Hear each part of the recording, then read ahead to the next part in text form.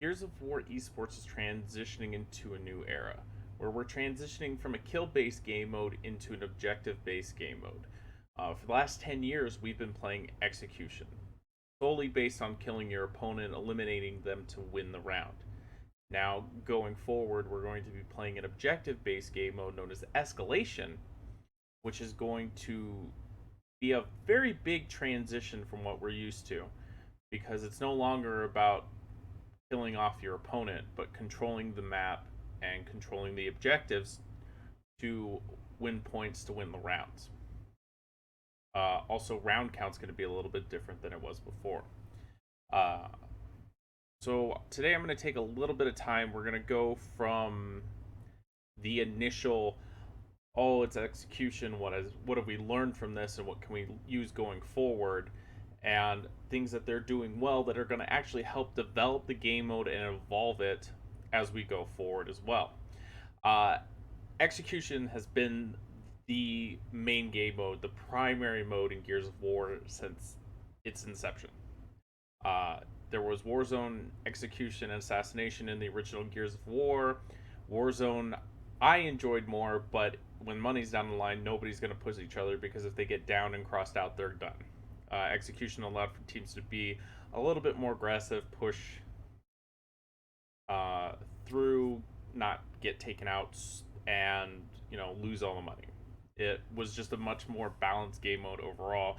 Required you to get close to kill your opponent off. Ended up working out. Ended up being the primary game mode again for 10 years. In history, it's the longest running game mode for Gears in the competitive scene, aside from a small run of King of the Hill in Gears of War 3, but it was only on a few maps. Nothing super big. We can learn a lot just from Execution as a whole, just from maps and how certain maps played out with power weapons. If you look at history, some of the better maps in Gears of War has always been maps with good balance across the map. Things like War Machine and Gridlock have been considered pretty balanced and have been played for a majority of the time in a lot of rotations, a lot of picks at MLG. That is because the maps are balanced. There's a lot of windows, opportunities, diversity of strategies with those maps. The fights can be in multiple places at once or all at one place at one time. I'm a big proponent of map control and objective based. Controlling the map allows you to control your opponents and control the flow of the game. Sometimes that didn't always happen with those maps, but they do allow for that.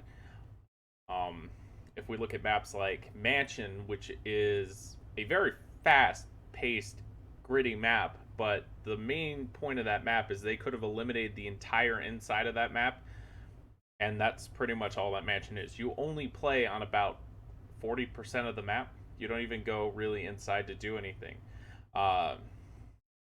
It ends up being a cluster fight. It's really fast paced. There's not a lot of diversity of strategy. It's who gets the cover first, controls certain points, and eliminates their opponent. So that's going to be a little bit of a difference, because Escalation, as I'll get into in a minute, is being designed in a completely different spectrum. Because the maps for Gears of War, the original series, have never been designed for these game modes.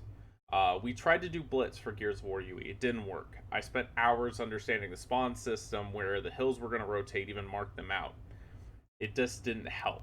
The maps were not designed to handle objective-based game modes, so they ended up being lackluster. We ended up not using them, but we did learn a lot from them and what is going to be required for a massive scale of switching to an objective-based game mode.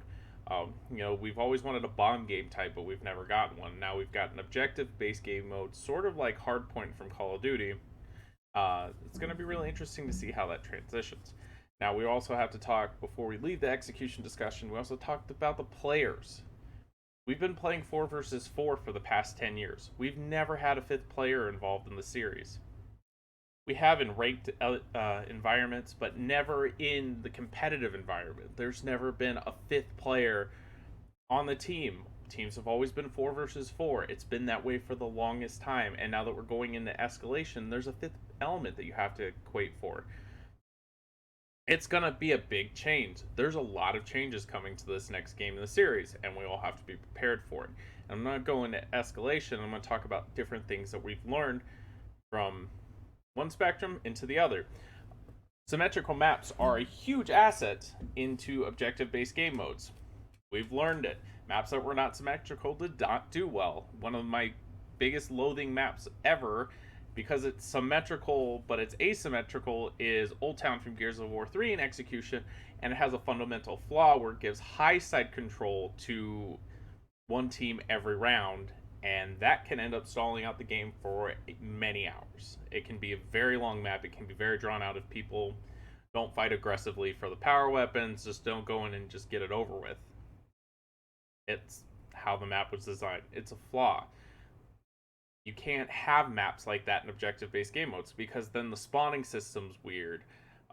Another example would be Process when we tried to do Blitz on it was the hills were just, the spawns and the hills were all over the place. It just didn't work. So the maps have to be symmetrical so that you can actually get a decent flow out of them and not feel like you're getting cheated every time because someone's spawning behind you or you're getting, cheese somewhere. It's just, you have to go into having these symmetrically based maps that are going to allow for good dimensions of combat, flow of combat, different types of engagements, diversity of strategy, power weapon control, map control. From what I've seen from the new maps that have been coming out, there's been a lot of this. And I'm excited for it because we're getting very well designed maps specifically for this game mode so that we can, have the highest competitive variant that we've ever had. The other thing is, again, players. This is the first time where players are going to be able to actively put weapons in the hands of some of their teammates.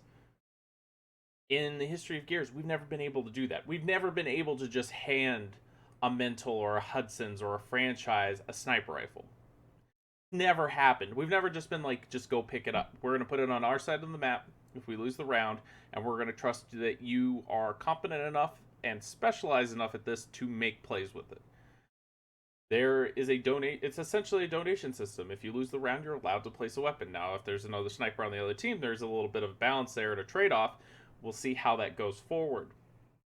But this is the first time that we're allowed player specialization. Players who are good at their roles will be able to even specialize now because we have another player to account for. You can have another rifle, or you can have another support player, you can have another power weapon player. And in certain rounds, you trust the people that, like CSGO, people who can do the AWP. You've got your oppers. You're going to have that same thing in Gears. We're going to have players that can specialize in those particular roles, be it a threat in certain roles if they need to come up clutch and come up big. And also the teams that can go in and still be the Slayers, fight the up-close combat, have the high mechanics and the skills in those 1v1 fights, and to turn the tides for their team. This is going to be awesome. Now, I'm a big proponent of map control and competitive diversity. So this is, for me, a godsend.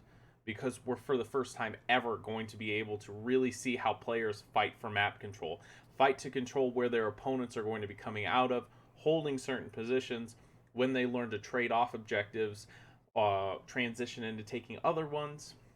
This is going to be exciting. Just from the gameplay that we watched at PAX, it was a little chaotic. But going forward, as teams get their hands on it and spend more and more time on it, with symmetrical maps, with better teamwork, and even probably the inclusion of coaches and analysts in the scene, this is definitely going to be a huge asset. Just the evolution of Gears of War. And not to say that Execution was a bad game mode, but it has its flaws. It's based on kills. There's nothing to keep people going. Rounds stall out. Escalation is a much larger round count. We're talking, I think it's best of 6 right now, or it's 6 rounds for each team. I think it was 7 at PAX, but there's a lot of growth. There's a lot of advantages here, and that's something that we have to look forward to. I'm personally excited for this. This is a good transition for the esports scene. This is a good thing for competitive integrity in a competitive environment.